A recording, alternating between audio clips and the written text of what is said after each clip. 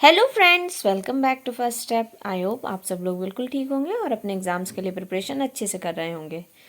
तो हम लोगों ने जो न्यू एनसीईआरटी की सीरीज़ स्टार्ट करी थी उसमें जो हमारी फर्स्ट एनसीईआरटी है वो क्लास 10th की साइंस की एनसीईआरटी है। इसमें हमारा करेंटली चैप्टर 4 चल रहा है, कार्बन एंड इट्स कंपाउंड्स। बाकी 3 चैप्टर्स कंप्लीट हो चुके हैं। एक चैप्टर 5 लाइफ प्रोसेस, चैप्टर 6 भी जो हमारा बायो सेक्शन में आता है, केमिकल कंट्रोल एंड कोऑर्डिनेशन, और केमिस्ट्री सेक्शन का chapter 1 chemical reactions and equation, वो भी कंप्लीट हो चुका है और उसकी प्लेलिस्ट भी मैंने अपलोड कर दी है। और अगर आप चैनल पे न्यू हैं तो इसे सब्सक्राइब करना बिल्कुल मत भूलिएगा और नोटिफिकेशंस को भी ऑन कर दीजिएगा, जिससे आपको सारी वीडियोज़ की अपडेट मिलती रहे। तो बिना अपना टाइम वेस्ट करते हुए हम लोग अपने चैप्टर को कंटिन्यू करते हैं। इसकी फर्स्ट वीडियो जो इंट्रोडक्शन पार्ट था वो मैं डाल चुकी हूँ, तो आई होप आपने वो देख लिया होगा। और केमिस्ट्री में आपके डाउट्स तभी क्लियर होंगे जब आप लाइन वाइज सारी वीडियोस देखेंगे और कोई भी टॉपिक को स्किप नहीं करेंगे। फिर आपके कोई भी डाउट्स भी नहीं आएंगे अगर आप प्रॉपर तरीके से सारी वीडियोस को देखेंगे, और फिर आपको समझने में भी कोई भी इशू नहीं होगा। तो इंट्रोडक्शन वाली वीडियो में हम लोगों ने पढ़ा था कि कार्बन एंड कंपाउंड्स में हम लोग कौन से एलिमेंट के बारे में मेनली बात करने वाले हैं, वो है कार्बन। ठीक है, और उसको कैसे रिप्रेजेंट करते हैं, सी से रिप्रेजेंट करते हैं। उसका एटॉमिक नंबर 6 होता है और उसका एटॉमिक मास 12 होता है। और भी बहुत सारी चीज़ें जानी थी कार्बन कंपाउंड्स के बारे में, और ये भी कंपैरिजन देखा था कि जो कार्बन कंपाउंड्स होते हैं उनके बॉइलिंग पॉइंट, मेल्टिंग पॉइंट कम होते हैं as compare to ionic compounds. ठीक है, तो ये सब छोटे छोटे पॉइंट्स हम लोगों ने देखे थे, और ये देखा था कि हमारे जितनी भी चीज़ें बनी हुई हैं हमारे आसपास, मेनली वो किस चीज़ की बनी होती हैं, कार्बन की बनी होती हैं या कार्बन के कंपाउंड्स की बनी हुई होती हैं। जबकि कार्बन अर्थ में या फिर हमारे एटमॉस्फेयर में इतना ज़्यादा अबंडेंट नहीं है, इतना ज़्यादा कि बहुत रेयर पाया जाता है, बट फिर भी हमारे आसपास की मैक्सिमम चीज़ें कार्बन की ही बनी हुई होती हैं। तो वो क्यों बनी होती है? क्योंकि उसके अंदर कुछ स्पेशल प्रॉपर्टीज़ होती हैं जिसके कारण वो मैक्सिमम कंपाउंड्स के फॉर्मेशन के लिए जाना जाता है। तो अब हम बात करते हैं, कंटिन्यू करते हैं अपना चैप्टर आगे का। तो इस टेबल को भी मैंने आपको बताया था कि यहाँ पे देखिए melting point, boiling point kelvin में कैसे दिखाया गया है। ये सारे कार्बन कंपाउंड्स ही हैं क्योंकि इसमें जो मेन एलिमेंट यूज़ है वो कार्बन है। ये देखिए CH3COOH, ये एसिटिक एसिड होता है। उसके बाद ये क्लोरोफॉर्म बोला गया है, यहाँ पे दिखाया गया है। उसके बाद इथेनॉल का मेल्टिंग पॉइंट, बॉइलिंग पॉइंट, और ये मीथेन, इन सब के फॉर्मेशन भी देखेंगे हम लोग। और यहाँ पे पता तो चल ही गया है कि इनके जो मेल्टिंग पॉइंट और बॉइलिंग पॉइंट होते हैं वो कम होते हैं। जो केल्विन होता है ये एक स्केल होती है, जैसे डिग्री सेल्सियस होती है, फ़ारेनहाइट होती है ना, तो केल्विन यूज़ करते हैं हम लोग इसमें टेम्परेचर को मेजर करने। In class 9th, we have learned about combining capacity of various elements and how it depends on the number of valence electron. Let us now look at the electronic configuration of carbon, and the atomic number of carbon is 6. What would be the distribution of electrons in various cells of the carbon and how many valence electron will carbon have?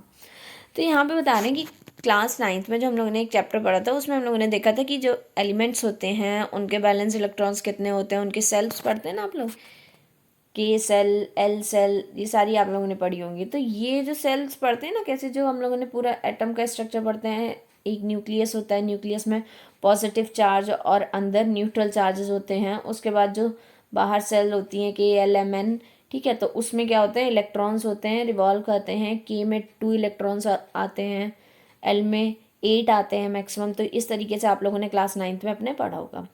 ठीक है, तो यहाँ पे भी बता रहे हैं। और बैलेंस इलेक्ट्रॉन्स वो होते हैं जो लास्ट सेल में नंबर ऑफ इलेक्ट्रॉन्स जितने प्रेजेंट होते हैं उसे बैलेंस इलेक्ट्रॉन्स कहते हैं।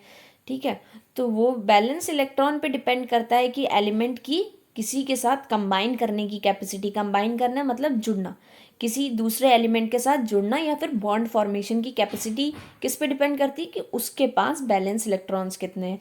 और बैलेंस इलेक्ट्रॉन्स क्या होते हैं, जो किसी भी एलिमेंट के लास्ट सेल में जितने नंबर ऑफ इलेक्ट्रॉन्स प्रेजेंट होते हैं वो होते हैं। तो अब हम लोग यहाँ पे देखते हैं ना, किसका इलेक्ट्रॉनिक कॉन्फ़िगरेशन, कार्बन का। हम लोग ने ये तो पहले ही जान लिया है कि कार्बन का एटॉमिक नंबर कितना होता है, 6 होता है। तो उसका इलेक्ट्रॉनिक कॉन्फ़िगरेशन कैसे होगा वो देखते हैं अब। ठीक है, we know that the reactivity of element is explained as their tendency to attain a completely filled outer shell, that is, it attain novel gas configuration. Element forming ionic compound achieve this by either gaining or losing electrons from the outermost cell. In the case of carbon, it has 4 electrons in its outermost shell and needs to gain or lose 4 electrons to attain a novel gas configuration. यहाँ पे मैं आपको पूरा concept बताती हूँ, थोड़ा सा short में बताती हूँ, ठीक है, तो आपको समझ में आ जाएगा कि इस पैराग्राफ में क्या बताया गया है। जैसे कोई भी एलिमेंट होता है उसको, जैसे आप कहेंगे क्यों वो शेयर करता है अपने इलेक्ट्रॉन्स, जितने हैं उतने में भी खुश हो जाए, नहीं, एक रूल होता है। जैसे मान लीजिए ये एक एलिमेंट है, उसका ये न्यूक्लियस हो गया, उसके बाहर ये उसकी सेल्स हो गई, ठीक है, पहली सेल दूसरी सेल। जैसे पहली सेल में कितने इलेक्ट्रॉन्स आ सकते हैं, हम लोगों ने पढ़ा हुआ है कि पहली सेल में 1 2 इलेक्ट्रॉन्स आ सकते हैं।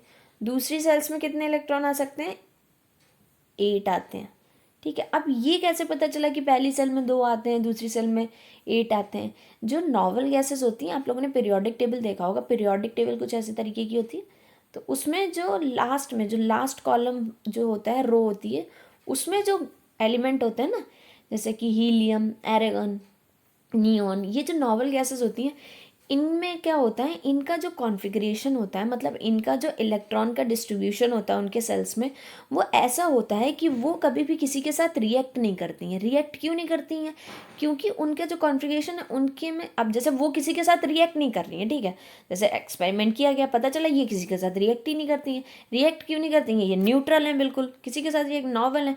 क्यों है ये नॉवल, क्योंकि इनके कॉन्फ़िगरेशन जो है, इनके सेल्स, मतलब जो इलेक्ट्रॉन्स इनकी सेल में आए हुए हैं वो कितने, इसमें 2 है पहले में, इस वाले में 8 है। अगर ऐसा कॉन्फ़िगरेशन है तो कोई भी एलिमेंट रिएक्ट नहीं करेगा, तो वो क्या है, स्टेबल हो जाएगा। तो यही चीज़ होता है ना, ये एक तरीके का स्टेबल कॉन्फ़िगरेशन होता है। तो अगर, तो वो फिर इंसान क्या करेगा, मतलब इंसान की बात करी हूँ, मतलब वो एलिमेंट यहाँ पे रिएक्ट नहीं करेगा। तो उसी तरीके का अगर कॉन्फ़िगरेशन चाहिए होता है ना, तभी वो सब्सटेंस क्या करता है, कोई भी एलिमेंट क्या होता है, उसे नॉवल गैस की तरीके का कॉन्फ़िगरेशन चाहिए होता है। इसीलिए वो क्या करता है, उसी की तरीके का कॉन्फ़िगरेशन को अटेन करने के लिए, या फिर उसके पास इलेक्ट्रॉन्स कम होते हैं तो वो बाहर से ले लेता है, या फिर ऐसा पॉसिबल होता है कि वो दे सकता है दूसरे को, फिर उसके पास एक नोबल गैस का कॉन्फ़िगरेशन आ जाएगा तो वो अपने इलेक्ट्रॉन्स को दे देता है। तो यहाँ पे वही होता है कि जो भी उसके आउटर सेल में जितने इलेक्ट्रॉन्स होते हैं उसके अकॉर्डिंग वो क्या करता है, लूज़ करता है इलेक्ट्रॉन्स या गेन करता है। लूज़ गेन इसलिए करता है कि अगर लूज़ करने के बाद उसके पास नोबल गैस का कॉन्फ़िगरेशन आ जाएगा तो वो लूज़ कर देगा, अगर गेन करने के बाद उसके पास नोबल गैस का कॉन्फ़िगरेशन आ जाएगा तो वो गेन कर लेगा। तो इस तरीके से आपके आयनिक कंपाउंड्स बनते थे कि जो आयंस होते थे वो या फिर क्या करते थे, आउटर मोस्ट इलेक्ट्रॉन से अपने सेल्स को, सॉरी, इलेक्ट्रॉन्स को लूज करते थे या फिर उनको गेन कर लेते थे। कार्बन के केस में क्या होता है, कार्बन के केस में जो उसका आउटर मोस्ट सेल होता है, जैसे कार्बन का एटॉमिक नंबर 6 होता है, तो कार्बन के एटॉमिक नंबर की बात करें तो अगर ये उसका न्यूक्लियस हो गया, उसके पहले सेल में तो 2 इलेक्ट्रॉन्स आ गए मान लीजिए, ठीक है, 2 इलेक्ट्रॉन्स आ गए। अब जो उसका दूसरा सेल होता है तो 6 है एटॉमिक नंबर, इसका मतलब उसके पास 6 इलेक्ट्रॉन्स होंगे, पहले में 2 आ गए तो अब कितने बचे, 4 बचे, तो 1 2 3 4, 4 इलेक्ट्रॉन्स और हो गए। लेकिन हमें पता है कि पहले वाले सेल में तो 2 होने चाहिए, ठीक है, 2 से पूरा हो जाता है, बट दूसरे वाले सेल में कितने होने चाहिए, 8 होने चाहिए पूरे। तो इसको 8 किसके पास होते हैं, एक नॉवल गैस होती है उसके पास होते हैं, ठीक है, तो वहाँ उसके पास 8 होते हैं, इसलिए वो गैस है, प्रॉपर नॉवल गैस है, वो रिएक्ट नहीं करेगी। तो वो कार्बन भी चाहेगा कि मेरे पास भी उस गैस की तरह प्रॉपर सेल में 8 इलेक्ट्रॉन्स हो जाएं। तो अब ये क्या करेगा, या फिर इसके पास प्रॉपर 8 इलेक्ट्रॉन्स हो जाएं, या फिर ये जो इसके पास इसके 4 इलेक्ट्रॉन्स हैं ये इनको छोड़ दे और बस ये 2 रहने दे, जिसमें पूरे भरे हुए हैं उतने रहने दे। तो फिर उसके पास 2 पॉसिबिलिटी हैं, या फिर ये अपने 4 इलेक्ट्रॉन्स को किसी को दे दे या फिर 4 इलेक्ट्रॉन्स किसी से ले ले, ठीक है। अब एक चीज़ आ रही है यहाँ पे, अब 4 इलेक्ट्रॉन्स दे दे या 4 इलेक्ट्रॉन्स ले ले, ऐसा तो पॉसिबल नहीं है। अच्छा, कोई जैसे क्या होता है, 2 इलेक्ट्रॉन्स देने हैं तो चलो कोई दे देगा 2 इलेक्ट्रॉन्स, ठीक है, लेकिन क्या है, 4 इलेक्ट्रॉन्स देना और 4 इलेक्ट्रॉन्स लेना बहुत कम, बहुत रेयर केसेस होता है।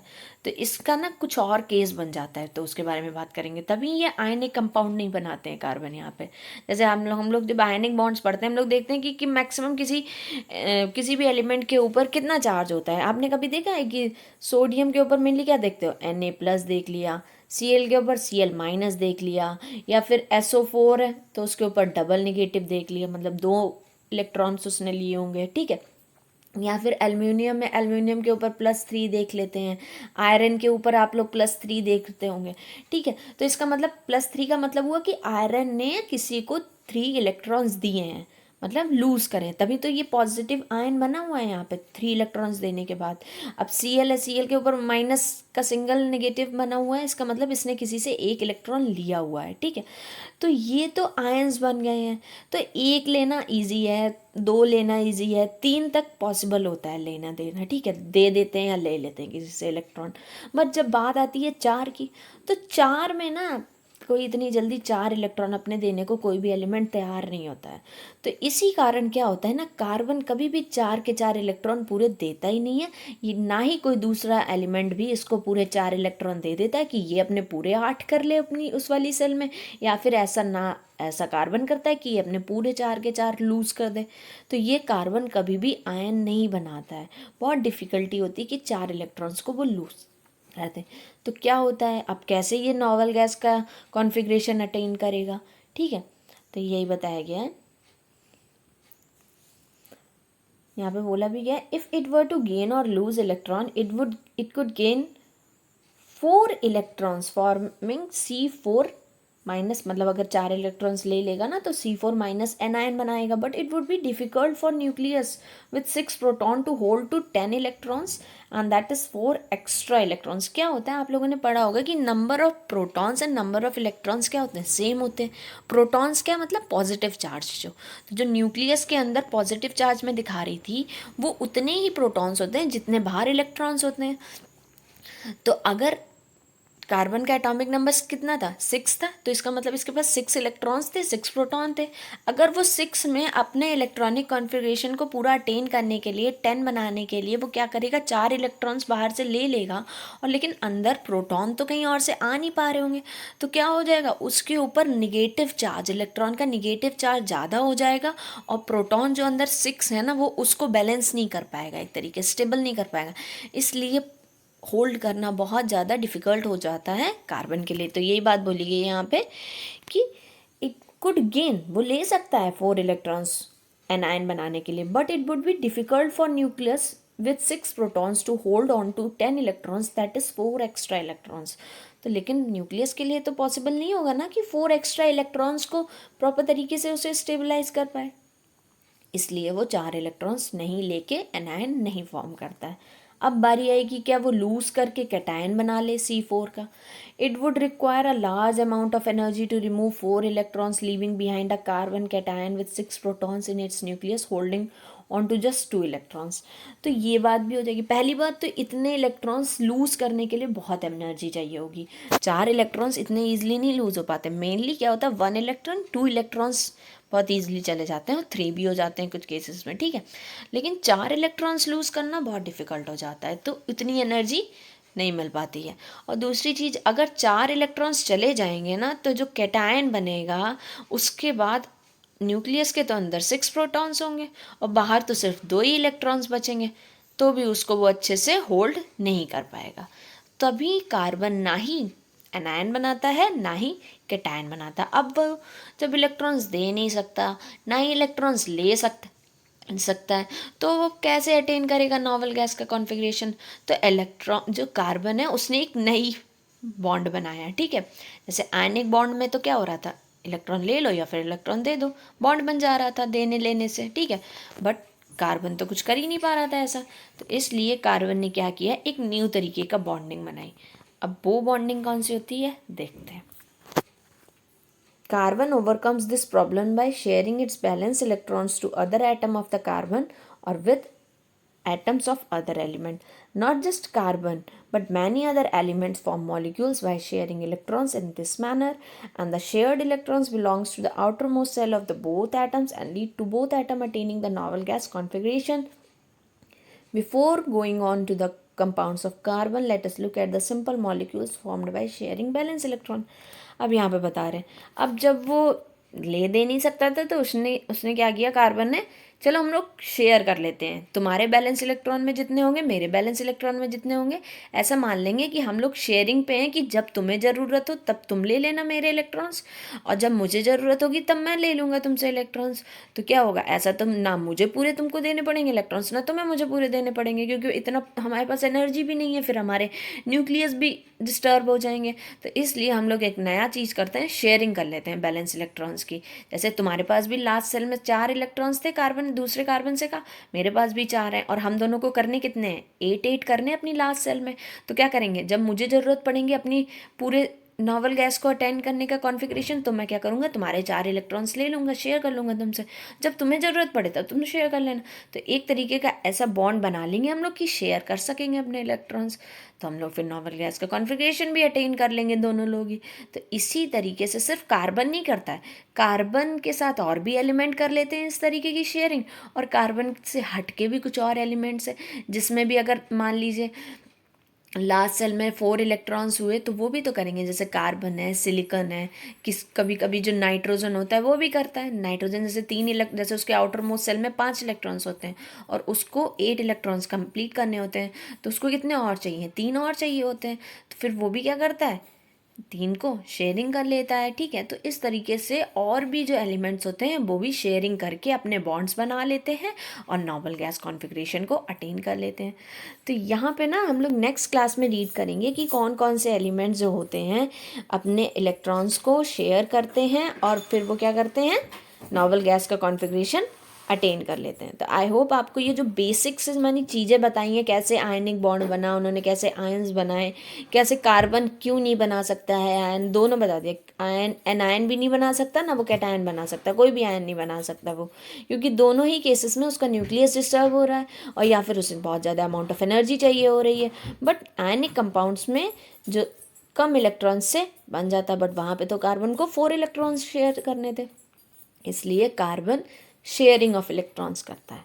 तो आई होप आपको कार्बन की बॉन्डिंग समझ में आ गई होगी, और कोई भी डाउट है तो आप उसे कमेंट सेक्शन में ज़रूर पूछ सकते हैं, और वीडियो को अपने फ्रेंड्स के साथ भी शेयर करिए जिससे उनके भी सारे केमिस्ट्री के डाउट्स क्लियर हो जाएं। और अगर आप लोगों को कोई भी चेंजेस चाहिए मेरे एक्सप्लेनेशन में कि इस तरीके से एक्सप्लेन करिए या कुछ और बताइए, तो आप लोग उसके लिए भी मुझे बोल सकते हैं, मैं वो चेंज कर दूँगी आप लोगों के लिए। तो वीडियो को लाइक करना मत भूलिएगा और इसे अपने फ्रेंड्स के साथ भी शेयर करना मत भूलिएगा, और अगर आप चैनल पर न्यू हैं तो सब्सक्राइब ज़रूर कर दीजिएगा और नोटिफिकेशंस को भी ऑन कर लीजिएगा जिससे आप कोई भी वीडियो को मिस ना करें। और अगर पसंद आ रही हो तो इसे शेयर भी करिएगा। Okay, so make sure to like, share and subscribe. Thank you for watching the video.